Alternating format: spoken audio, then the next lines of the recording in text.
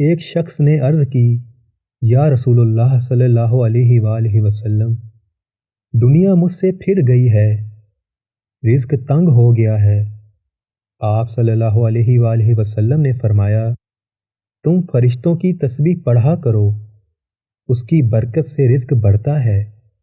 وہ تسبیح یہ ہے کہ صبح کی نماز سے پہلے یا بعد میں 100 دفعہ سبحان اللہ و بحمدی، سبحان اللہ العظیم و بحمدہ، استغفر اللہ پڑھا کرو۔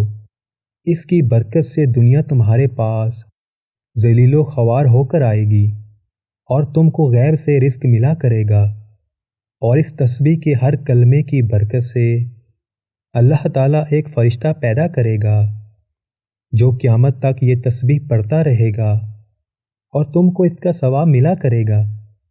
اس شخص کا کہنا ہے کہ میں نے یہ وظیفہ پڑھنا شروع کیا اور ہمیشہ پڑھتا رہا، تھوڑے ہی دنوں میں اللہ تعالیٰ نے میرا رزق کھول دیا اور میری تنگ دستی دور کر دی۔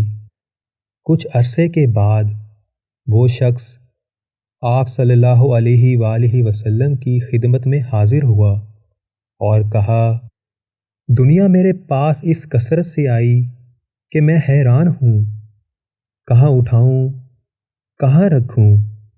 اور ارشاد فرمایا، سبحان اللہ و بحمدہ، جو مرد یا عورت دن رات میں 100 دفعہ پڑھے گا تو اس کے سب گناہ معاف ہو جائیں گے، اگرچہ سمندر کی جھاگ کے برابر ہوں۔